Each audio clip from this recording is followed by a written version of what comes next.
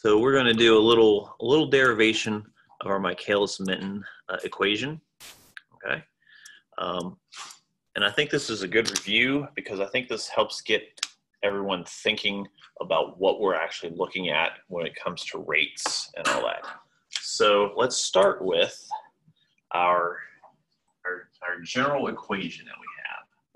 So we have an enzyme and its substrate, and we have this reversible formation of an enzyme substrate complex, okay? So we can call this forward rate K1 and the reversible rate K-1. We're going to make an assumption that when we make product, okay, that's irreversible, that our product is not going to get converted back into an enzyme substrate complex. So we'll just call this K-cat, okay? So our K-cat is our turnover number, if you recall. We kind of mentioned this. It's basically how fast our enzyme, once it has substrate bound, will turn that substrate into product. Yeah, this weather is killing my sinuses.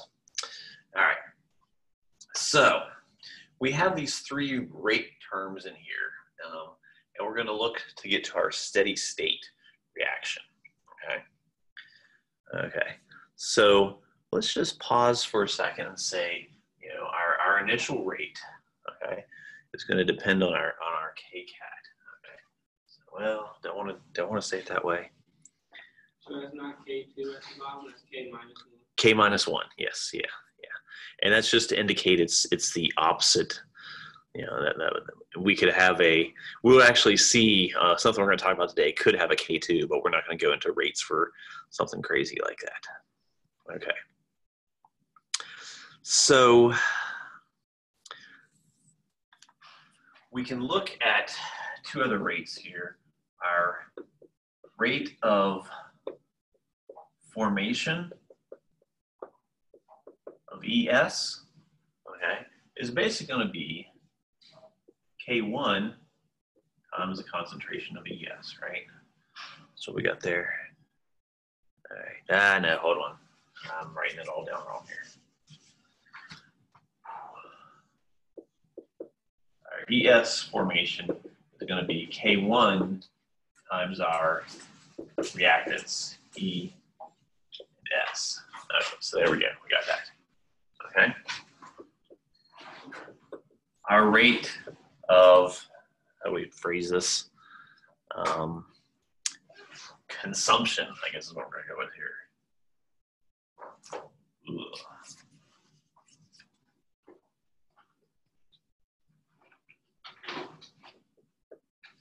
Consumption of ES. So now it's going to be a little more complex because our enzyme substrate complex can go two ways. So we could call that K minus 1 times E times S plus K cat times E, right? Sure I got that right. Oh, sorry. Wrong. We're breaking down to ES. There we go. See, even I can't keep all this straight. All right. Good news is I memorized everything, learned it, and then let it fall away. Now it's all application. All right. Okay. So here we're breaking down ES. So in this case, our ES is our reactant. Here we're making ES. All right. It's going to be that. We're going to set this equal to. All right. Okay. And again, all this is going to be equal to our ES concentration here. So we can set these two equal to each other, okay? So we basically have K1 ES equals K negative 1 ES plus K cat ES, okay? Right, there we go. Okay, good. All right, so now let's collect terms a little bit, okay? So I can call this K minus 1 plus K cat times my ES concentration.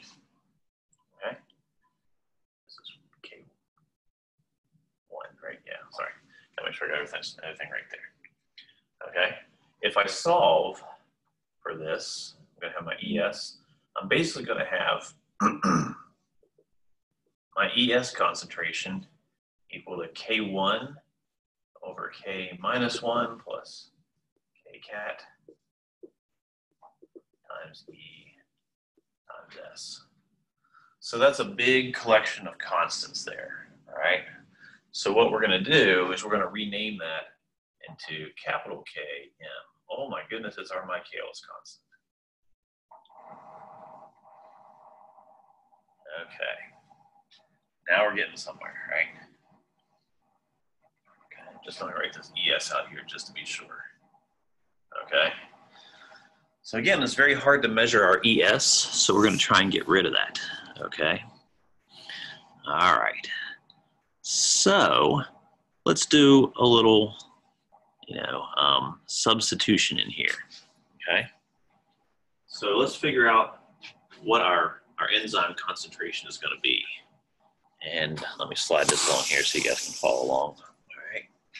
So my total enzyme concentration is basically going to be equal to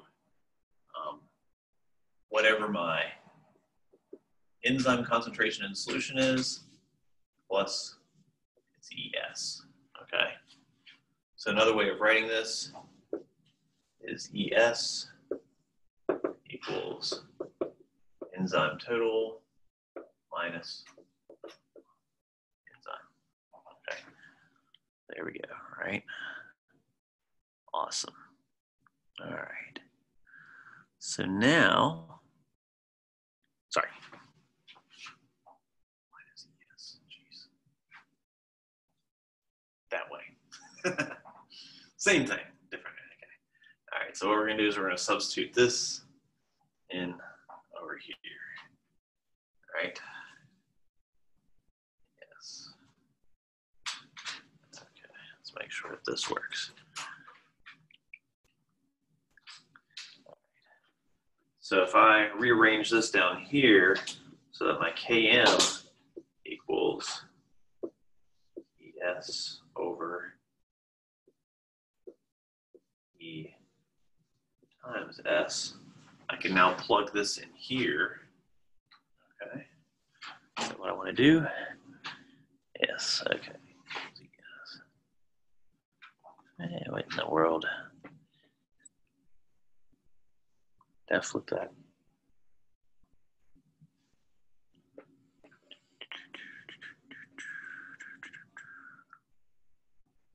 Meanwhile, those of you in the camera are looking at me staring at my computer here like I'm crazy. All right.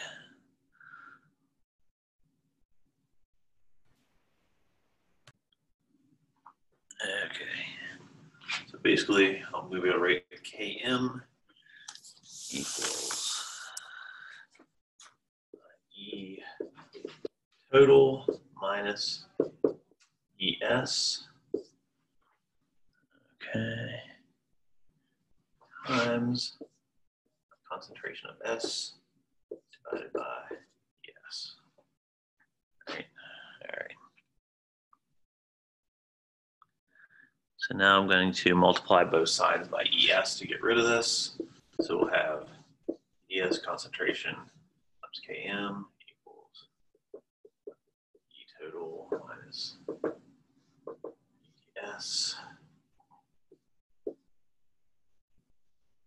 That's right.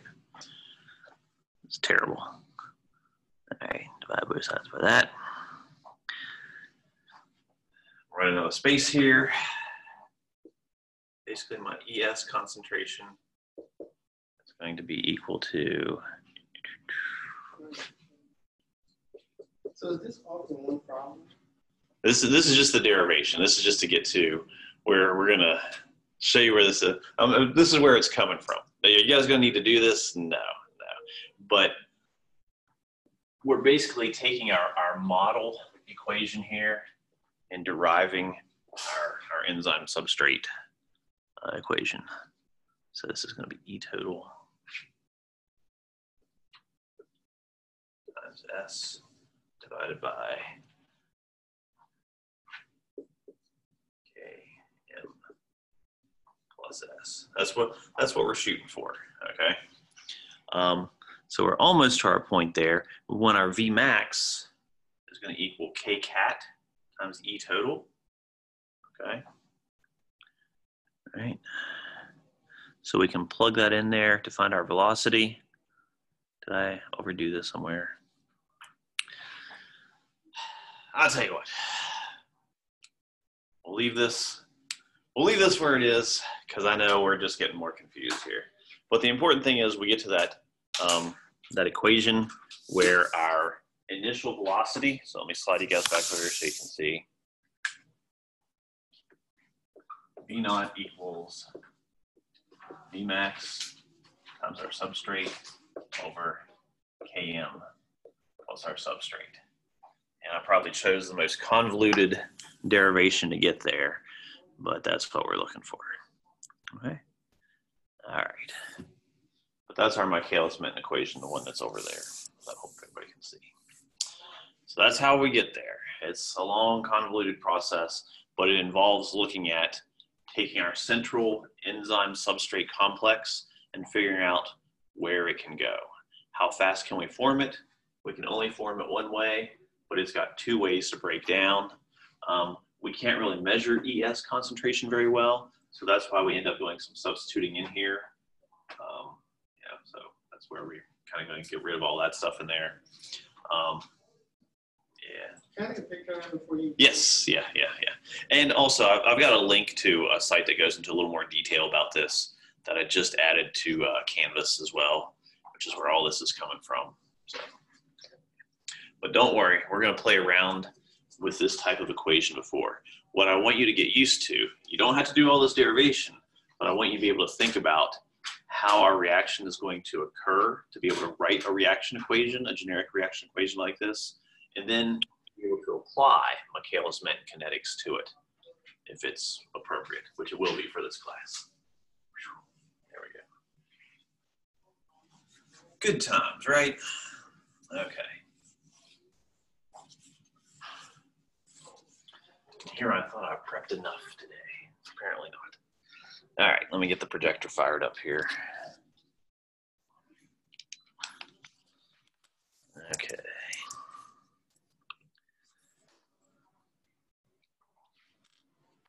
At least I'm working today. Had to spend 20 minutes yesterday with the security update for IT to get my laptop in this building. It worked fine in my office, but I come over to this building and it's like, nope, we're not going to work. All right, let's share screen. I guess I probably need to have that opened up here, don't I?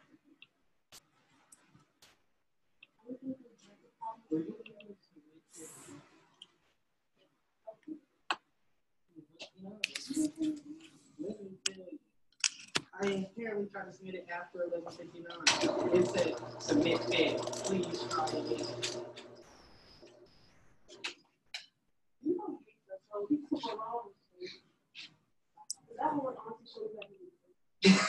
When I told you, I was having a mental breakdown. I tried before I called you. And I still didn't finish it. And I was doing it for like 8 hours. No, I actually started at like 6:45. I started at 2 o'clock in the afternoon. I still wasn't done. Well, at least you got something in. I forgot to It's the So again, we all get to this equation. That's where we're trying to get to. Did you have a question? Or? I was going to say, are we going to do like an actual like problem with the V naught and the E? So we probably won't plug in actual values, but we will probably do kind of like theory. What happens if you double the substrate concentration? What you expect to see? But really what we're going to do is interpret some stuff like this. This is where I have to figure out how I'm going to actually present this exam, because in past iterations of the exam, I've had students draw this, you know, and it's not exactly easy to draw in Canvas. You know, I don't know if you, yeah, it's challenging. It's a lot. All right. And again, you know, a Michaelis-Menten plot will have this hyperbolic curve to it, which is helpful, but it's even more helpful to have a straight line, which is where we do our double reciprocal plot, 1 over our velocity versus 1 over our substrate. We'll get this nice little straight line. Our intercepts will give us the values for Vmax and Km. Okay, so we don't have to deal with those asymptotes. Okay, so that reaction equation we drew, that's for one substrate, one enzyme. All right, so some enzymes can do 2. Always reminds me, I don't know, again, did you guys ever see the Johnny Bravo animated cartoon series? Okay, yeah. It's like, what is it? Where he's hitting on some girl, and he's like, I've got a boyfriend. And he says, you look like the type of girl that could use 2. So some enzymes can handle 2 substrates, right? And the reaction mechanism for that can be determined in a lot of cases based on how these happen. So we can have a sequential mechanism where we bind the first substrate first, and then we bind the second substrate. I always joke that's kind of the way I approach problems. I'm going to do the first thing first, and I'm going to move on to the second thing and do that, right? And that would be our sequential mechanism. We can also have, and our sequential mechanism typically binds the first one, then binds the second one, and then both get converted to their products. So we have a ternary complex formation. Okay? We can contrast this with our ping pong mechanism, which is where the first substrate binds, okay? And then it gets converted to product number 1.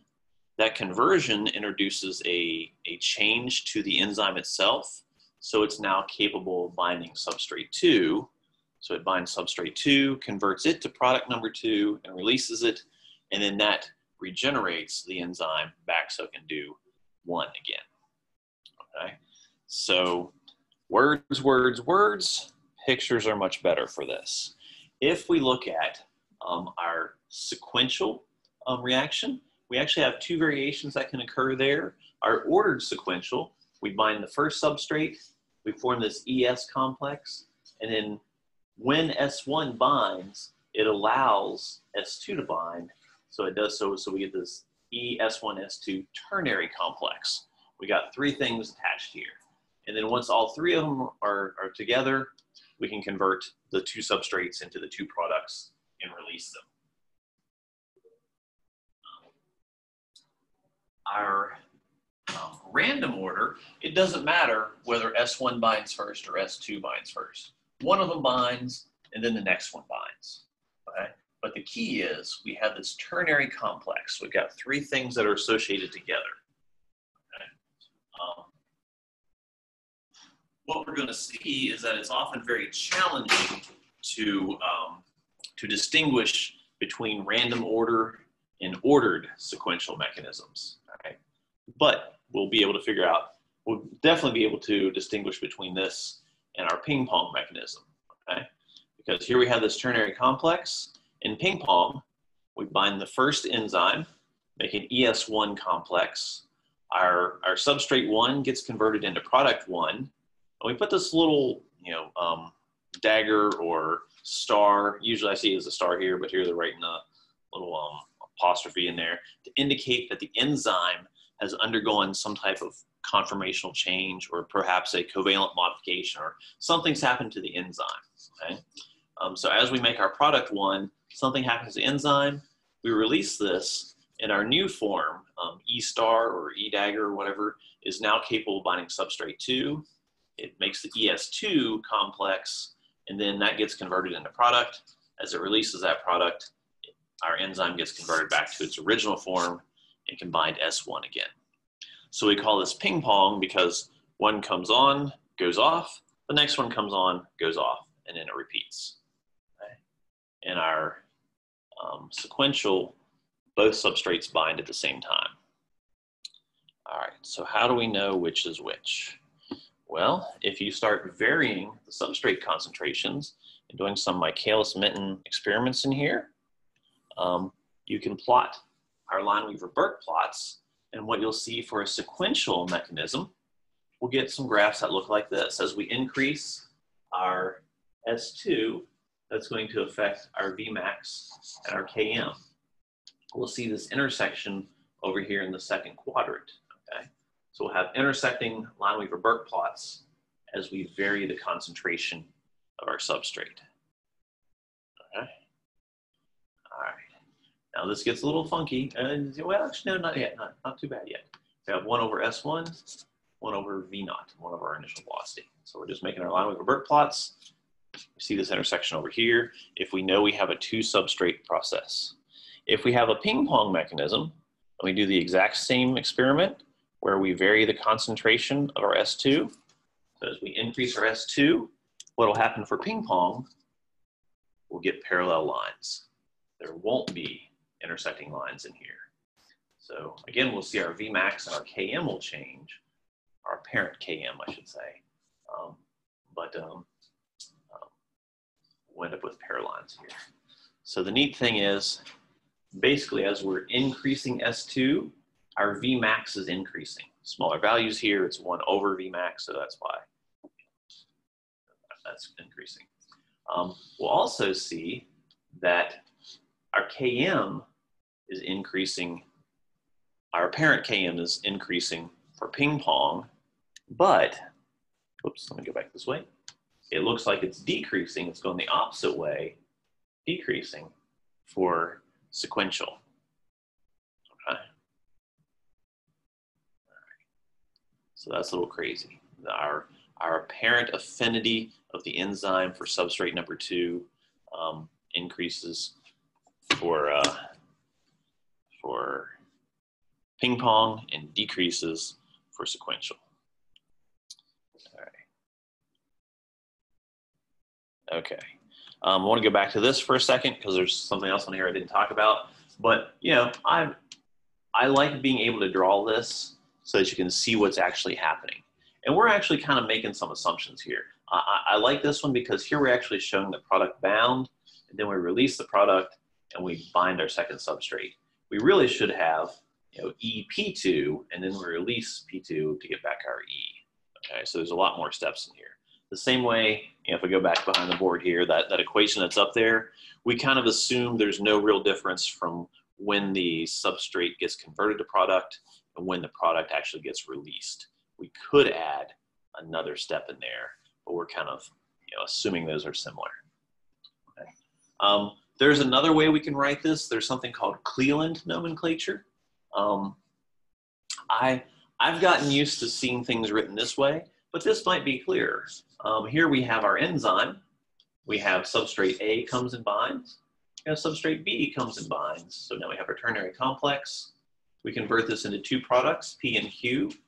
Then we release P, and we release Q, and we have our enzyme back.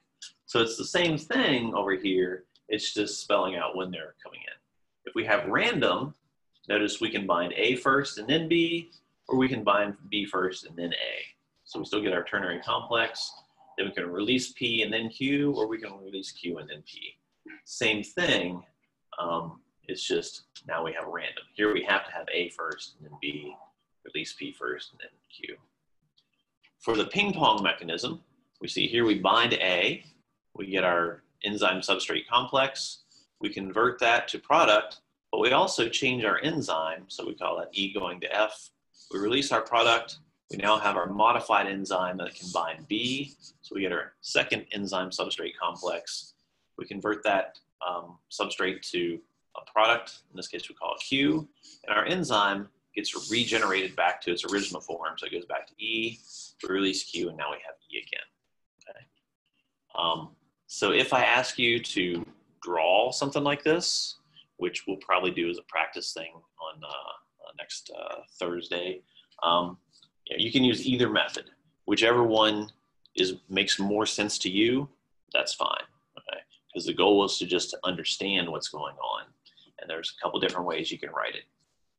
I'm more comfortable with this just because of the way, you know, I've probably approached it in the past, but the Cleland nomenclature works just as well, and some people might find it a little more, a little clearer. Okay. Does all that make sense so far? Cool, good, all right. So again, sequential, we see intersecting lines. Ping pong, we see parallel lines. And if we, yeah.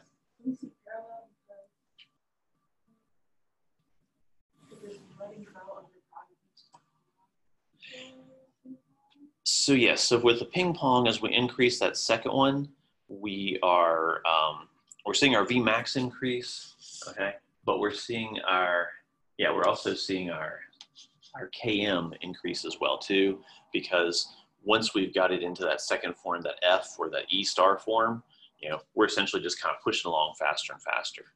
With our sequential, it doesn't matter. Our Km actually seems smaller because now our S2 and our S1 are competing for binding sites. Competing is not quite the right word there too. But it looks like there's less affinity because it just takes a little bit longer to get all the S1 on there as we increase our S2. So that's why we see that inversion there. I think that's a reasonable explanation.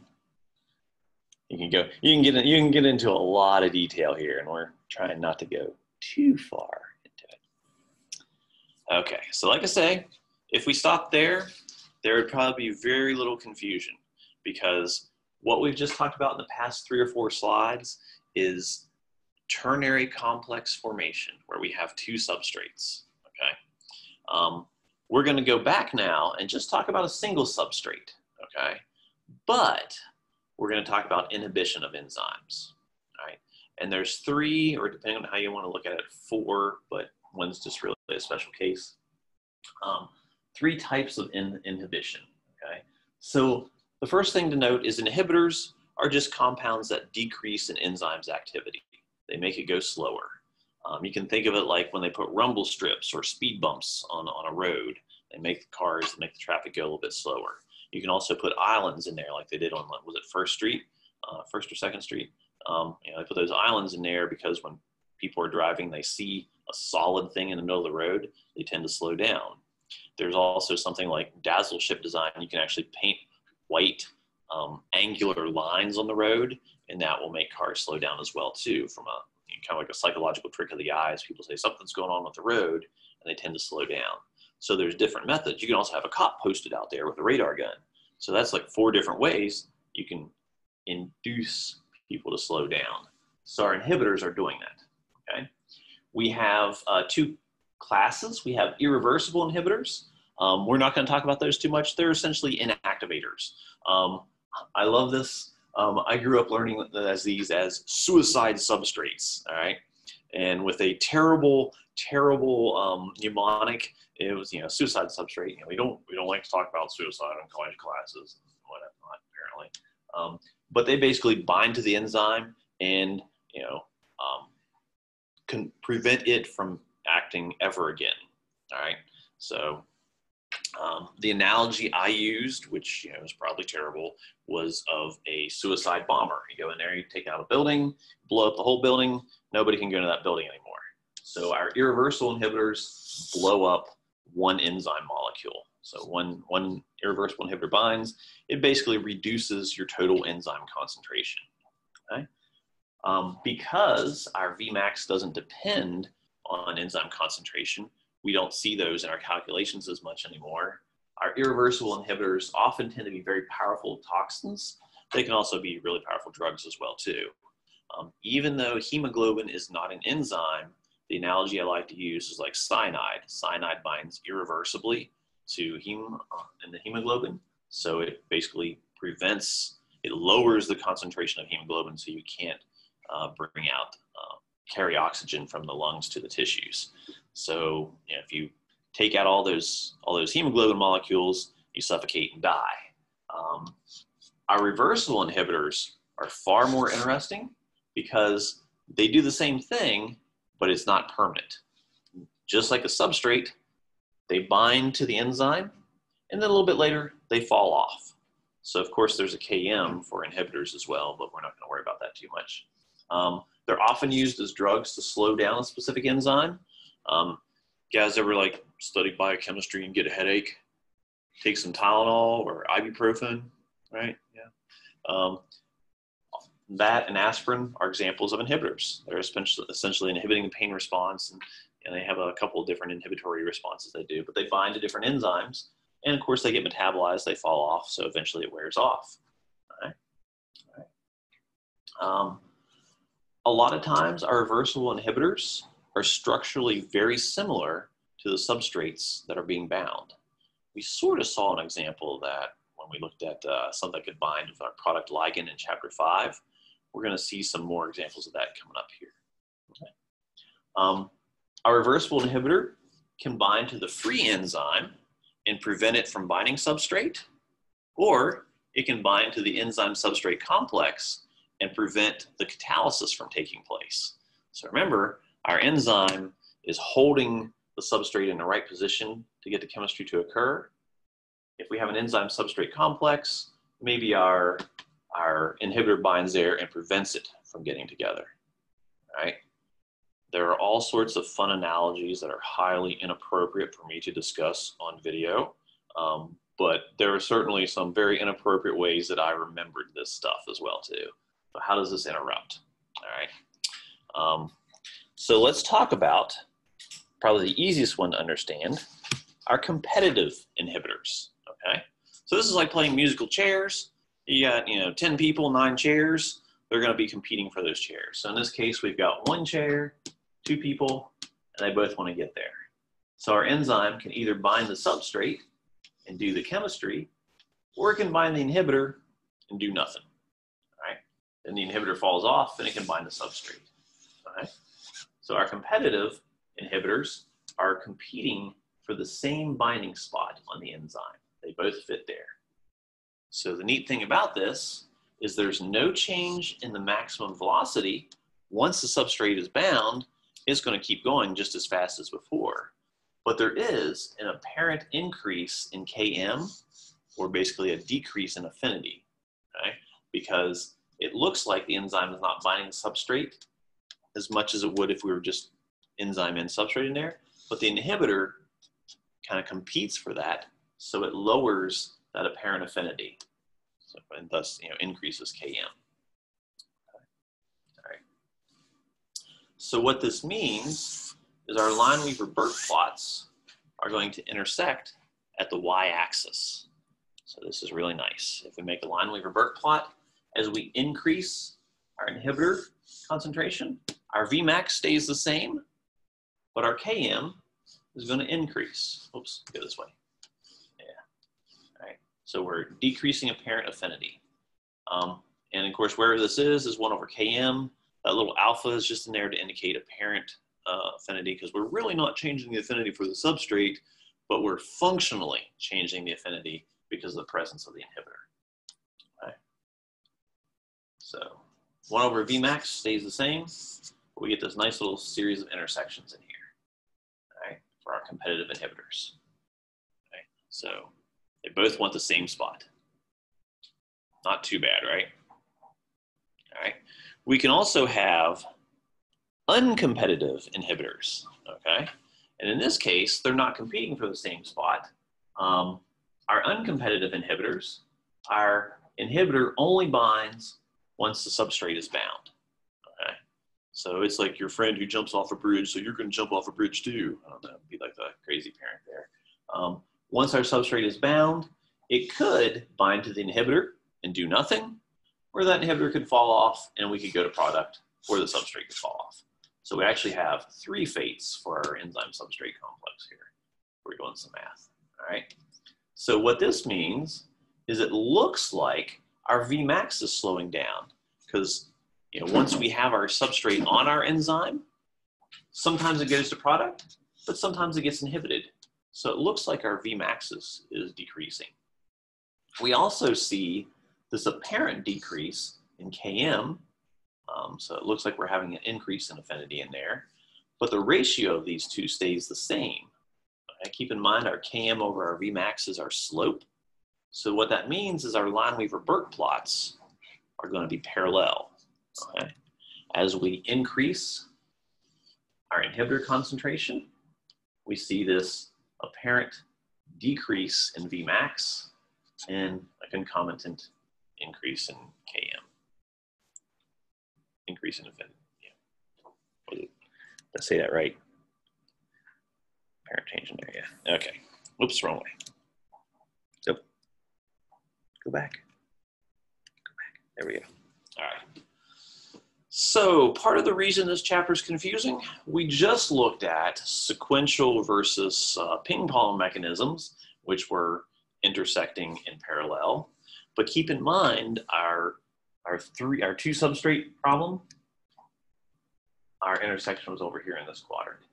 For our competitive inhibitors, our Vmax stays the same, so they intersect at the y-axis.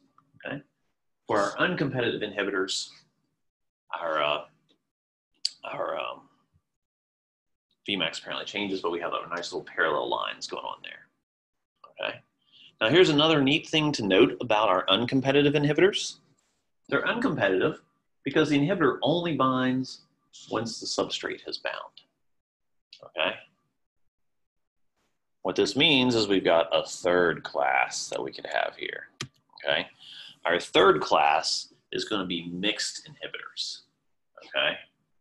All right. So mixed inhibition is in here so that our inhibitor can bind whether they're substrate bound or not. Okay. So sometimes our inhibitor can bind directly to the enzyme itself. It doesn't prevent the substrate from binding. Okay. Or if the substrate's already bound, the inhibitor can bind here. So we can actually have our ternary complex, just like we saw with our uncompetitive, but this is mixed. Okay. So we can have our inhibitor bound, we can have our substrate bound, we can have both bound. Okay. In this case, our inhibitor is usually binding to a specific regulatory site of the enzyme. So it will inhibit both the substrate binding and the catalysis. So it looks like we're decreasing Vmax, okay, because we have this other option that we now have here. We can often see an apparent change in Km as well too from this, okay? So again, our Lineweaver-Burt plots are going to intersect, okay? And we'll see this, here they are intersecting in quadrant 2, okay? So mixed inhibition gives us something that looks like this, okay. But wait, that's not all. There's a special case where our Km doesn't change, okay? So these are called non-competitive inhibitors. So it has no effect on the apparent affinity of the enzyme for that. And when that happens, if there's no change in Km, what that means is instead of intersecting here, we would actually intersect on the x-axis, because that's 1 over Km. There's no change in Km. So if I see intersection here, I would think, oh, special case of mixed inhibition, it's non-competitive. Okay. All right. So everybody with me, how does that sound so far? Yeah, we got that there. And that's why, I take my time with this chapter. That's why I'm in no hurry to move that exam from, up a couple days. I'll let you guys get through this because this, especially this chapter, it takes a few times to sit down and look at it and say, oh, okay, I see what's happening here. And, every time I had to go back and through because, the smaller the Km value, the higher the affinity. So because we're plotting these reciprocal plots, and then, it's, well, let's see, smaller Km means higher affinity, but a smaller Km of 1 over means a bigger number. So, how are we changing this? What's going on? It just takes a while to kind of sit down and see how this goes. I like to actually combine, like a picture like this with a picture like this with a graph on the next page so that I can say, oh, okay, this is how this all ties together. Okay.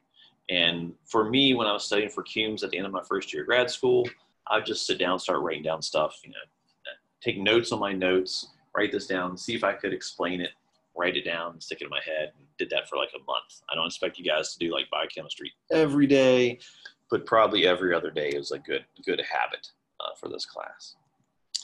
Because it's a lot, and it takes a while to stick in your heads. All right. Okay, so, why do we have inhibitors? Okay, especially our reversible inhibitors. Why do we have them? This is a way that we can regulate our enzyme activity. And there are lots of ways we can regulate enzyme activity. Okay. We can have non-covalent modification. Okay. This would be our allosteric thing, such as our binding of our inhibitors. So inhibitors would be an example of allosteric modification. We could have covalent modification, where we actually attach something to the enzyme and change how it functions. Okay. And we can make things reversible and irreversible in there as well too. So we sort of saw this, for example, maybe our non-covalent, a better example of non-covalent modification, our allosteric modification, would be with hemoglobin's affinity for oxygen.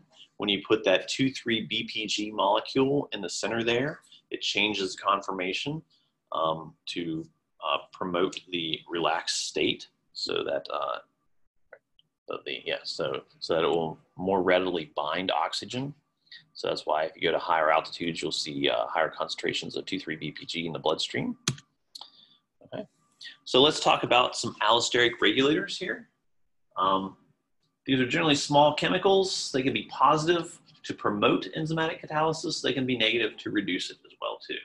Okay, so in this case, maybe we have our enzyme here. Here's our regulatory half, and here's our catalytic half. We're just going to arbitrarily divide it up to make our cartoon a little easier to understand. We have this modulator. So if we have a positive modulator, it's going to bind over here to R, and it's going to induce this conformational change that makes the catalytic site more likely to bind the substrate. Okay, so it's going to promote the interaction. So this binds, gets converted to product, and everything is happy. Okay. We could also have negative modulators that would bind and change this conformation to make it more difficult for the substrate to bind, so they can turn off the enzyme in effect that way. Okay. So, you know, sometimes you'll see this called modulators. Sometimes, most commonly, I think you see it termed as an effector because it affects it. Yeah, terrible. Now we can go into affect versus effect, and anyway, I'll deliver it all in a monotone, so I have a flat affect. Oh, terrible jokes. Glad this is all on video. All right, no way it'll ever come back to haunt me. So, if we look at allosteric regulators, they differ from our Michaelis-Menten kinetics. Okay, so if we go back here, we can see low state activity, high state activity. So this is our tense state, our relaxed state. We can see it's a little bit different, especially when we have this sigmoidal curve. That is definitely not hyperbolic, so we do not have Michaelis-Menten kinetics. Michaelis-Menten kinetics won't apply to our allosteric regulation. Okay. We can see as we change concentrations in here with our effectors, okay, we can change where our half Vmax stays the same, but the midpoint of our curve is changing where our affinity is at that point. Okay, so our Km value will change with our effector. We're regulating the affinity of the enzyme for its substrate. So a positive effector is going to move that one way, and a negative effector is going to move it the other way. Okay. So being able to kind of play around with this is a good thing to do. Like I say, I usually have you guys draw a lot of graphs or interpret a lot of graphs. I don't want to make it all interpretation, so I got to figure out how I can put that in there. It gives me an extra week, an extra 5 days to figure out how to make the exam. Okay. But hopefully this makes a little bit of sense. We add our effectors, our modulators, and we change the apparent affinity of our enzyme for our substrate. I think this makes a little more sense seeing this visually. It's like, hey, it's the wrong shape. Okay, now it's the right shape. It'll bind more easily, even though it shouldn't match the transition state. Okay, covalent modification. There's a lot of ways that we can covalently modify an enzyme. Perhaps one of the most common is phosphorylation. We just add a phosphate group to it. Typically, we'll be targeting serine, threonine, or maybe histidine. I think so. I think that's the other one, yeah. But usually it's serine or threonine because they have that nice little hydroxyl group there, and we can just kick off the proton and add our phosphate group. What we see is when we have competing enzymatic pathways, say one is anabolic and one is catabolic, we don't want them both occurring at the same time. So we might have one enzyme that's common to both pathways. And if it's phosphorylated, it goes one direction. If it's dephosphorylated, it goes the other direction. And then what you'll actually see is that there are multiple enzymes in a pathway. So maybe a higher phosphorylation state will indicate more energy. Why? Because we're getting our phosphate from ATP usually. Okay? So if we have lots of ATP, we're in a high energy state. So if we phosphorylate things, we're not going to make energy. We're going to shunt our metabolic pathways towards storing energy. If we start getting in the low energy state, we're going to start dephosphorylating those enzymes. And what we'll see is that'll promote energy formation pathways and inhibit energy storage pathways. Okay? If you ultimately go on to take Biochem 2, we'll talk about, when do we make energy, when do we store energy, how do we do that, all these lovely little metabolic pathways in here. We can also have something like adenylation, where we can actually add adenine to it, or acetylation, where we're sticking the acetyl group on there, ristylation as well. Ubiquitination, don't talk about that too much, other than there's one section where, when we add this ubiquitin molecule, that's basically the death sequence. All right, I know you guys are not familiar with Logan's Run, some sci-fi movie from the 70s. It's like a low-budget Blade Runner, except not nearly as cool. But basically, people were allowed to live to be 30. It goes back to the whole the counterculture revolution of the 60s. Don't trust anybody over 30. So people had little gems in their hands. When they would light up, it was time for them to die. They had to report to like the suicide booth or whatever, because that was their lifespan. So I always kept that in mind as ubiquitination. When that gem starts, lighting up, that's like being ubiquitinated. Time to go to the peroxisome and die. All right. So check out Logan's Run. It doesn't totally suck. It's a little weird, but anyway, old movies. It's activated in there. What else do we have here? ADP barbosylation, methylation. We'll often see methylation. How does a cell know the parent DNA from a newly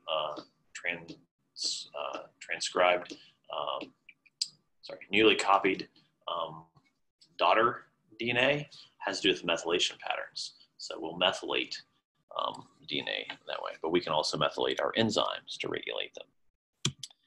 Okay. Definition time. A zymogen is basically just an active form of a protein. We basically have our chymotrypsinogen, which is inactive. It gets acted on by trypsin to make this pi chymotrypsin, which is active. And then that can actually cut itself into two sections here to make alpha chymotrypsin, which is also active. So our zymogens are being activated by irreversible covalent modification, in this case, cleaving covalent bonds. Same way with our trypsinogen over here. We have this peptidase that will cleave off the front part and make it active. So basically this lysine isoleucine interaction here between 6 and 7 inhibits trypsin, trypsin from cleaving proteins. But once we cut off this part, we're now free to go chew up proteins. Okay. So that's just an example there. All right, you guys ready to be scared? It's like it's time for Halloween, right? It's almost October. All right. So do you need to know this? Not particularly, but I like to show this because this is kind of where we're headed, okay?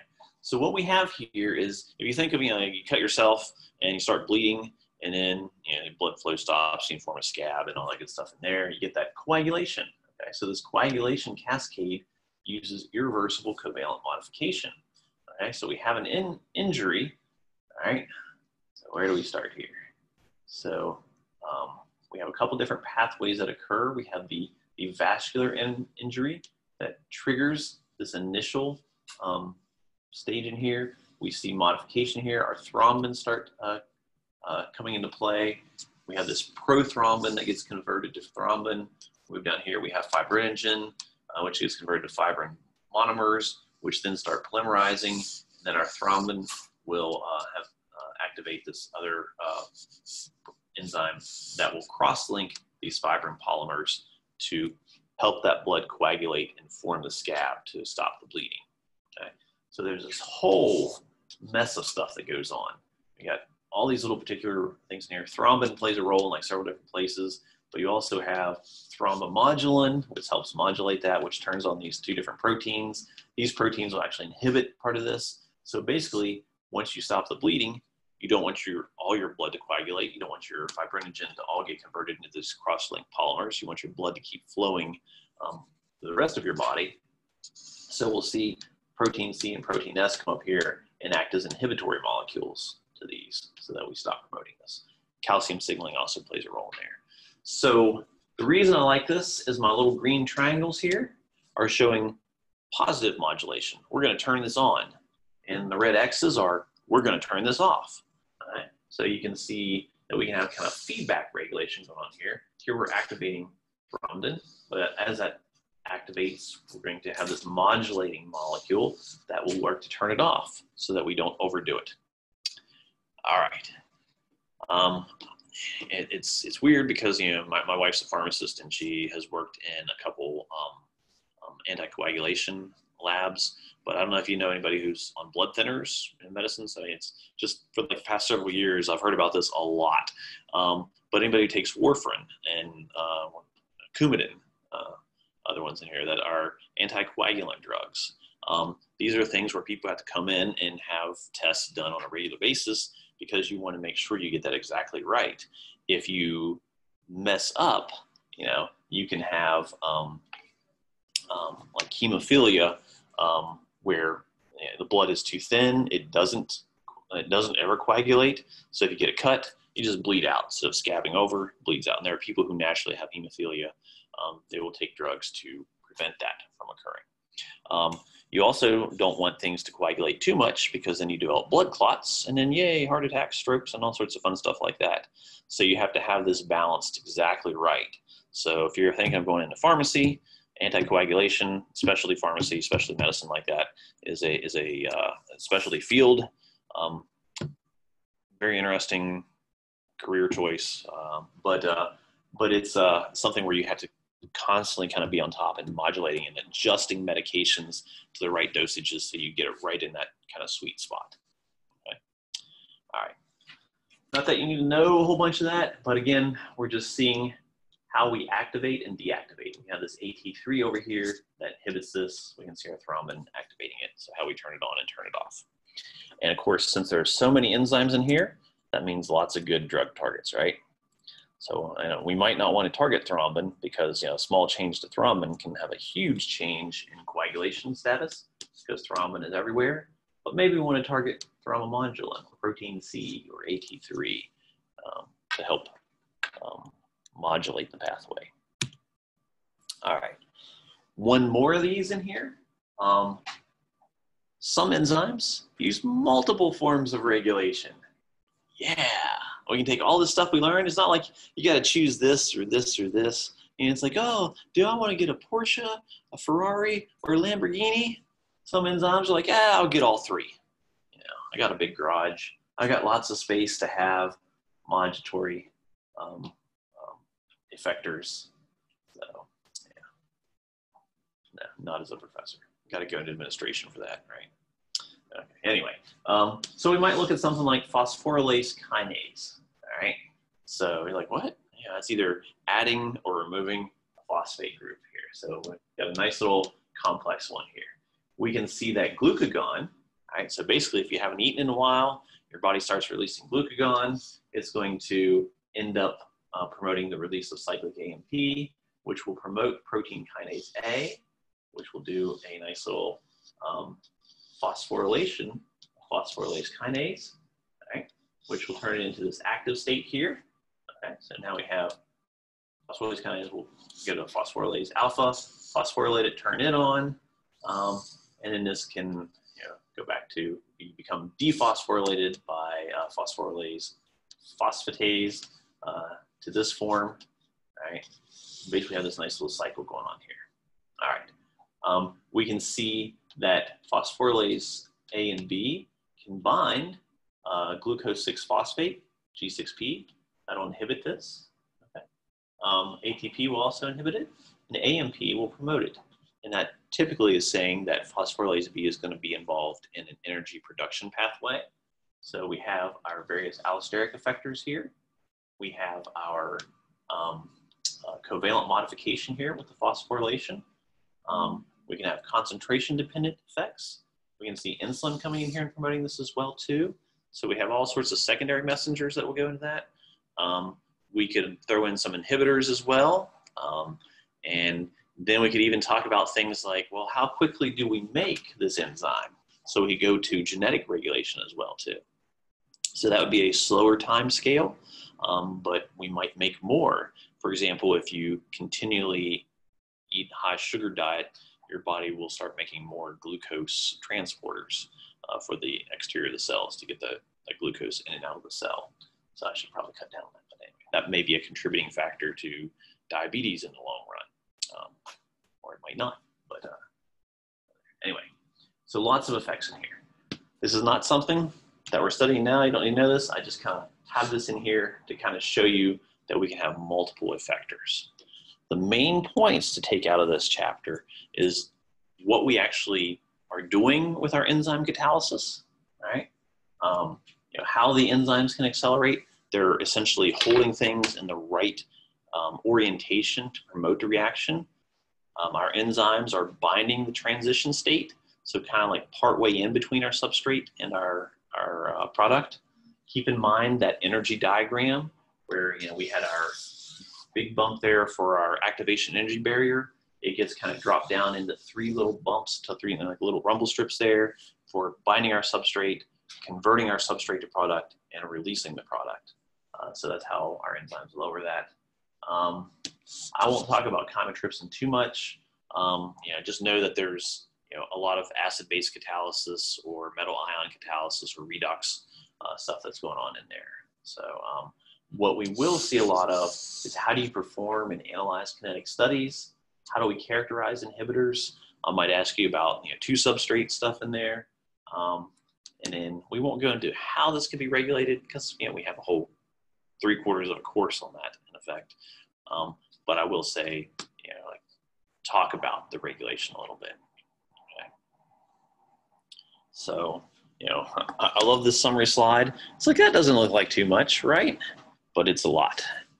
So let me pause the sharing here. Yes, this is the last chapter for the next exam. So like I say, what I'll do on Tuesday is I'll move ahead to the next chapter, which will be on a different exam. And then on next Thursday, I'll do the review and we'll have our exam for chapter 4, 5, and 6 the following Tuesday. Yes. Let me pull up. I'm so spoiled at home. I have 2 monitors, so, you know, I got everything. Figured out how to put everything on 2 different monitors. Okay. My study guide for exam 2. Okay. Movie over here. When exam 2 will be? A week from this coming Tuesday. So I think that's October 5th, I believe, something like that. But I'll post that a little bit later on.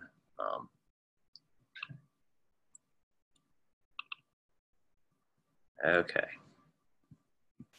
So it's kind of a good news, bad news deal with this study guide because, well, it only stretches like a page and a third, but there's a lot of stuff in here. Put this up way. Right. Okay. All right. So there's a lot, and I tried to be really specific, but there's a lot. We definitely talked about, say, keratin and collagen. We talked about these turns, all this stuff in here. It's a lot of information. So that's why I'm happy giving you more time to study this because you will need to spend time and kind of go through these 3 chapters. It does get better after this, I promise. Yeah, like the next exam, piece of cake. Almost everybody will crush it. All right. No, it honestly don't seem that bad, but I'm trying to see it. Yes. I'm probably talking it up because, you know, historically, this is the toughest exam. But there are people who get A's on this exam. You know, I think the best I've ever had a student got like a 98 on it, you know. So, I mean, it's doable. I just want to emphasize it's a lot. It's a lot of material, and it does take time. And, you know, you always hear that thing when you're a freshman. It's like, oh, for every hour in class, you should spend 3 hours outside of class studying. And for most classes at freshman and sophomore level, no, like maybe an hour or 2 hours, depending on, you know, how familiar you are with the field. But this particular section is probably like 3 to 4 hours, you know, so maybe more. It just depends on how well you test yourself and how well it's sticking in your head there. It does get better after this, you know. I want to say one of the other good things is, let's see, normally I'd have you guys draw. There's a lot of drawing on this exam, and I'm like, how in the world can I have you guys draw? So maybe there'll be a take-home portion of the exam and an online. I don't know yet. I got a week to figure that out. So, but there's a lot to contrast in here. If you just look at chapter 4 by itself, I mean, there's so much stuff in there. Luckily, it's all pretty compartmentalized. You get down to those last part, you know, advantages of NMR and advantages, limitations of NMR versus X-ray crystallography. My bias is towards X-ray crystallography just because, you know, I'm a little bit more familiar. I've worked with X-ray crystal structures. But that understanding how folding works and, you know, the methodology in there. Chapter 5 is all binding protein to ligand. So we can talk about that dissociation constant and the theta. Notice we're not going to do any calculations. I know you asked that question before. We're going to actually have to like plug in. No. It's enough without doing that. We could certainly throw in some thermodynamics in there, but you know, and it's always fascinating because I've probably read 5 different textbooks for biochem, and some of them are completely agnostic when it comes to thermodynamics, and some of them are hardcore calculation, and they're in between like that. Lehninger is great because I think it covers everything, but it covers everything. So it can be challenging to read at times. Again, that's why I like that Lippincott's Illustrated Review. When I was in grad school, rather than use Lehninger, we actually used 2 books.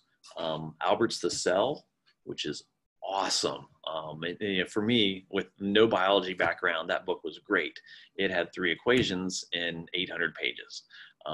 Then we also used Zubey's Biochemistry, which had like 3 equations on every page. So when it came to the enzymatics or the thermodynamics or any calculation stuff, we got all our information from Zubey. When it came to just knowing how this stuff is arranged and how it fits together, then that came from The Cell. And then they both complemented each other really well when it came to talking about regulatory processes. So, you know, there's a lot out there. But again, Lippincott's Illustrated Review at this level covers a good 85 to 90% of what you need to know. The whole reason Lippincott's Illustrated Reviews were written was for first and second year med students who are going through, you know, biochem, pharmacology, physiology, microbiology, a few other things as well too. They have like 7 or 8 titles in there, just to get them the information that they need to know. So at this level, that's probably a good thing, you know, you need to know. You can go into more depth in this, and that's, you know, never having an undergrad biochem course, sometimes it's hard for me to reel it back, you know, and say, where's the cutoff line? How much do you need to know? Because it's like Alice in Wonderland. You can keep going down that rabbit hole further and further and further. And you know, I always joke, one of these days I am going to talk about elves in this class because, you know, elves are fun, but they are, was it elongation factor or something? And it's in second semester biochem, so we won't get to it here. But there are all these other particular little helper proteins that have particular functions, and yeah. You see, it looks like chapter 6 is short, you know, because, yeah, keep that on 1 page there too, but that's just a lot of stuff. Our different inhibitors, you know, summarize that as 1. So what I've seen students who have done well on exams do, they kind of take the study guide as a starting point, and then they'll kind of like annotate this. And some students will do it like on the study guide where they'll just like color code everything and put in their own notes or anything. Some will print it out and leave spaces in there and write stuff in. But if you annotate your study guide with your notes and the stuff from the book and the slides, you've got a good what I want to say, a good reference for your studying in there. All right. Let me stop sharing this now. Like I say, all this is on Canvas as well.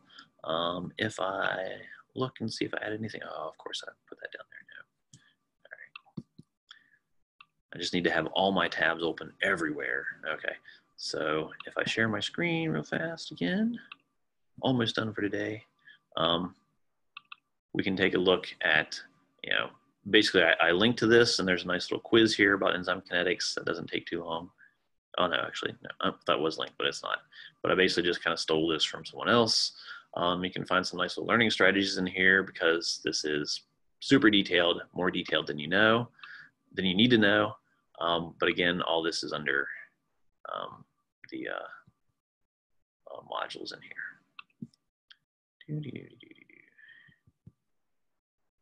Maybe I will start hardwiring in because this is slow. Got the slow wireless today. And like I say, I'll make a recording of this and post it as soon as I can.